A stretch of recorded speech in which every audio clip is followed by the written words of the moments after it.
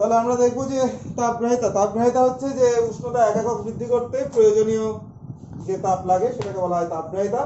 এটাকে আমরা সি দিয়ে ডিনোট করি। ধরা যাক ডিটি পরিমাণ উষ্ণতা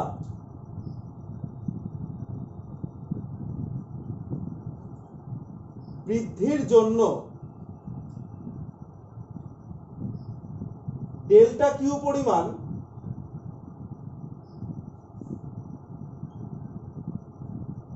তাপ প্রয়োজন। তাহলে 1 একক উষ্ণতা বৃদ্ধির জন্য এত পরিমাণ তাপ প্রয়োজন। তাহলে এই যে জিনিসটা সেটা দেখছি আমার যে সংজ্ঞা তাপগ্রাহিতার যে সংজ্ঞা তার সঙ্গে মিলে যাচ্ছে। তাহলে আমি বলতে পারি যে C equal to del Q by DT, অর্থাৎ একক উষ্ণতা বৃদ্ধি করার জন্য প্রয়োজনীয় তাপ। আচ্ছা, আমরা এর একক লিখতে পারি ক্যালোরি, কেলভিন ইনভার্স। ঠিক আছে, নেক্সট হচ্ছে আপেক্ষিক তাপগ্রাহিতা। নেক্সট যেটা হচ্ছে আপেক্ষিক তাপগ্রাহিতা, ইংরেজিতে এটিকে বলা হয় স্পেসিফিক হিট ক্যাপাসিটি। একই সংজ্ঞা, শুধু আগেরটাই ছিল নির্দিষ্ট পরিমাণ পদার্থ, এটিতে হবে একক ভরের পদার্থর উষ্ণতা 1 একক বৃদ্ধি করতে প্রয়োজনীয় যে তাপ। ঠিক আছে, এইবার এটাকে আমি কিভাবে বের করব? আচ্ছা, এটাকে আমরা অনেকে সিএসপি দেয় বা ছোট হাতের সি লেখে, ঠিক আছে, বা এস লেখা হয়, অনেক কিছু দিয়ে একে ডিনোট আমরা করতে পারি। এইবার দেখো, আমরা যদি এখানে দেখি যে ধরা যাক এম পরিমাণ পদার্থের তাপগ্রাহিতা বা উষ্ণতা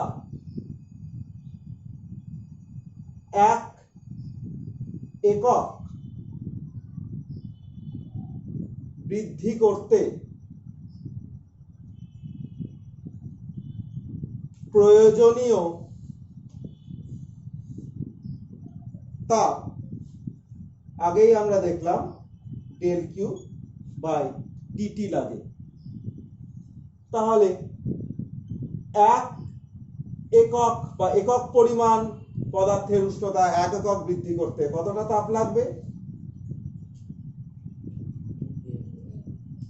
ইনটু এম। অর্থাৎ আমরা কি পেলাম? আমরা পেলাম হচ্ছে আপেক্ষিক তাপগ্রাহিতা ইকুয়াল টু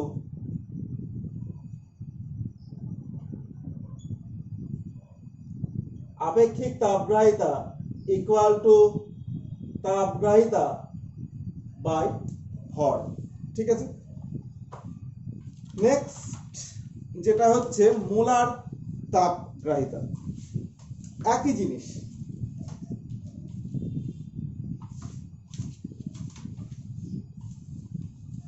আমি এই জন্যই সংজ্ঞাগুলো এরম ভাবে দিচ্ছি যাতে সবগুলো একসাথে মনে থাকে তোমাদের।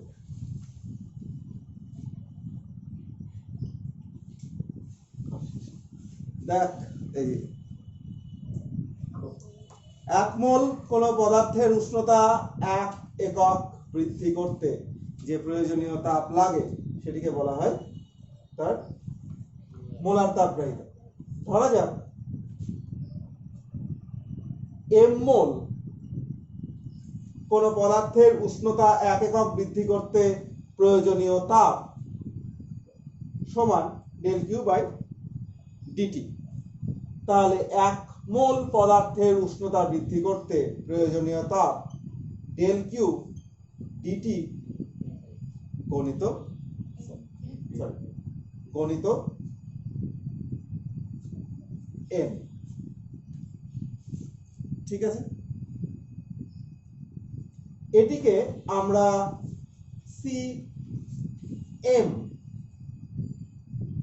সিএম দিয়ে ডিনোট করি। তাহলে আমরা কি বলতে পারি, সিএম ইকুয়াল টু সি অর্থাৎ তাপগ্রাহিতা বাই মোল সংখ্যা এন। ঠিক আছে, তাহলে এটি হলো তাপগ্রাহিতা এবং মোলার তাপগ্রাহিতা সঙ্গে তাপগ্রাহিতা সম্পর্ক। ঠিক আছে, এবার যদি আপেক্ষিক তাপের সাথে মোলার তাপগ্রাহিতা সম্পর্ক বার করতে চাই, দেখো ঠিক এরকম ভাবে আমরা করতে পারি এটাকে।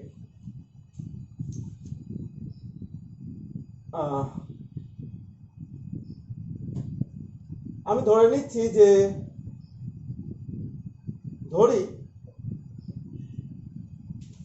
পদার্থের মোলার ভর সমান এম বা এম গ্রাম পার মোল। এবার 1 গ্রাম ভরের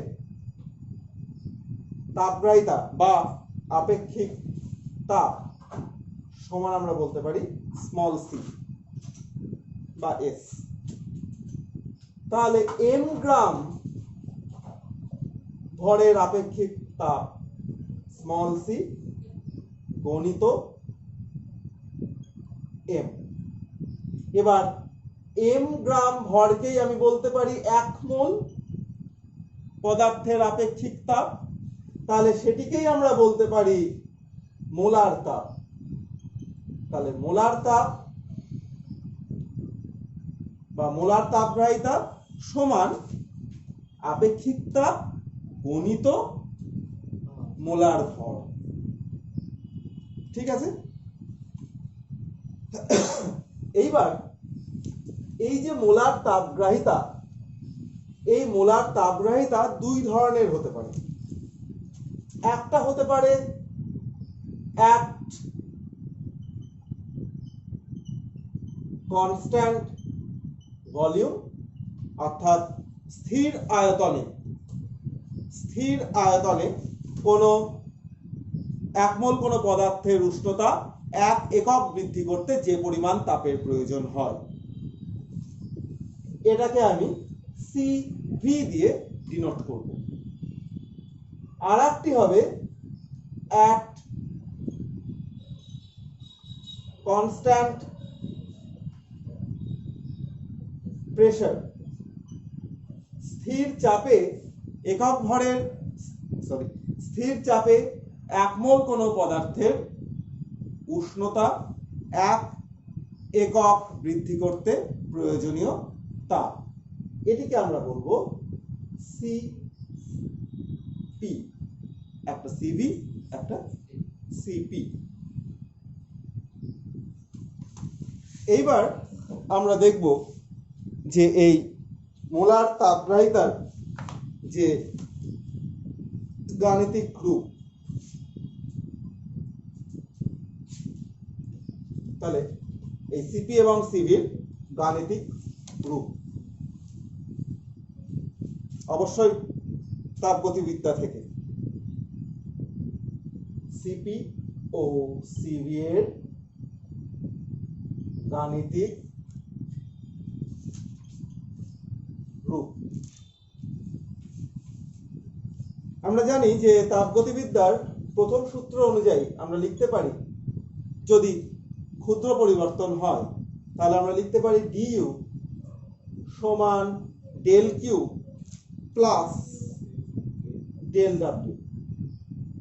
বা du equal to dq minus pdv বা del q equal to du plus pdv। এবার যেটা করতে হবে, এটিকে ধরো আমরা 1 নম্বর সমীকরণ নাম দিলাম। এবার আমরা জানি তাপগ্রাহিতা, এটা প্রথম সূত্র থেকে পেলাম, এটা প্রথম সূত্র থেকে পেলাম। এবার আমরা জানি তাপগ্রাহিতা, that is C equal to del Q by dt। ঠিক আছে, এবার ইকুয়েশন 1 এর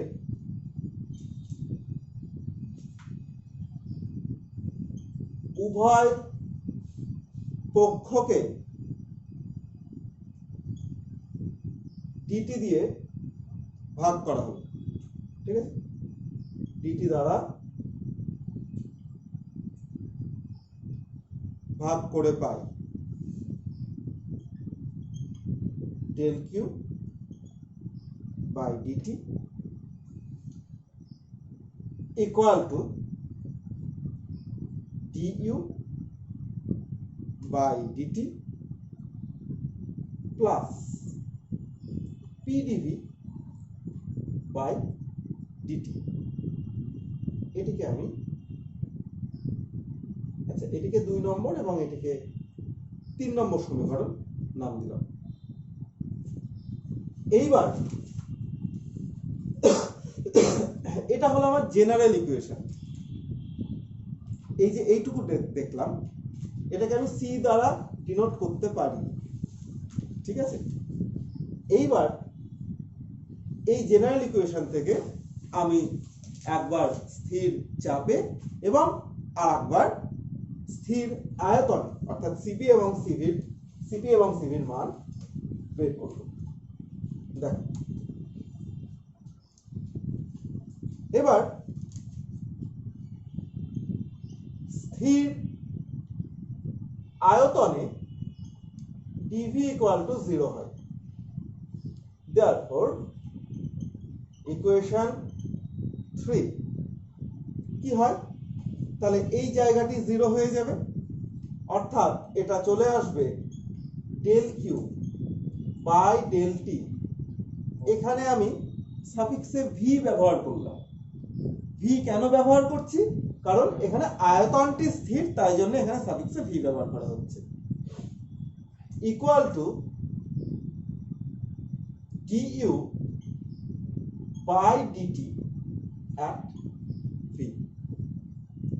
তাহলে এই জায়গাটা বা এই জিনিসটাকেই তো আমরা বলতে পারি cv, কারণ স্থির আয়তনে এটা dt হবে।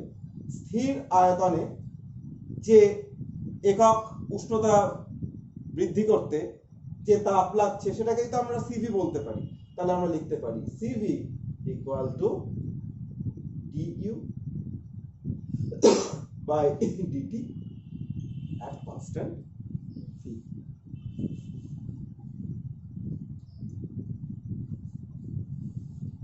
নেক্সট, তাহলে এই জিনিসটা এলো, এটা আমাদেরকে মনে রাখতে হবে। নেক্সট, স্থির চাপে ইকুয়েশন 3, আবার কিন্তু আমি এখানে ইকুয়েশন 3 তেই নিয়ে আসবো। দেখো, এখান থেকে পাওয়া যায় dq by dt at constant p, যেহেতু এখানে চাপ constant, equal to du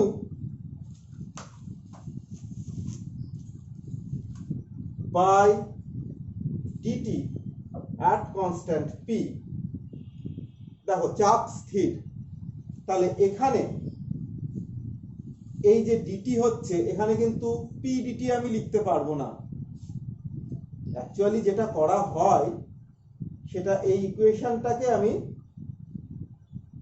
DDT of PDV এরকম ভাবে লেখা উচিত, ঠিক আছে?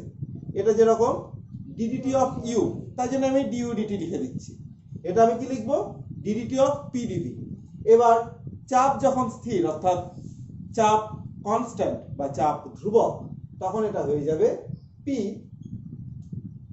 DV DT at P. ঠিক আছে?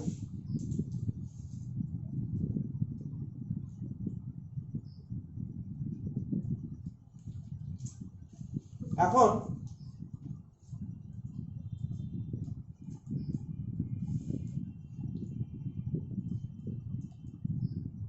এক মোল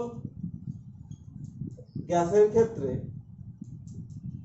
আমরা লিখতে পারি পিভি ইকুয়াল টু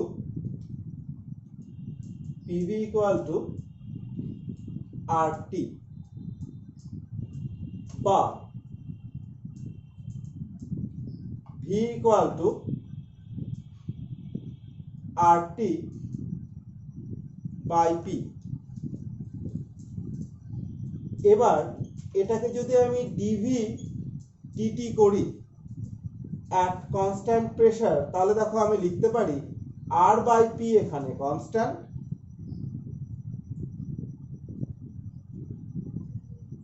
আচ্ছা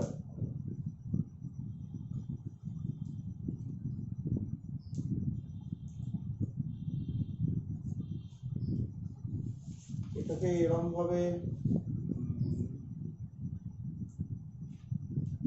আচ্ছা ঠিক আছে। এবার ধরো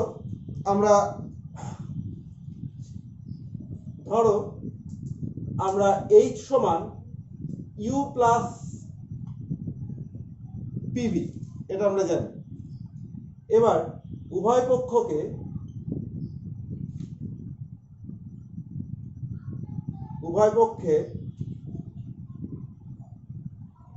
স্থির পিতে ডিটি দিয়ে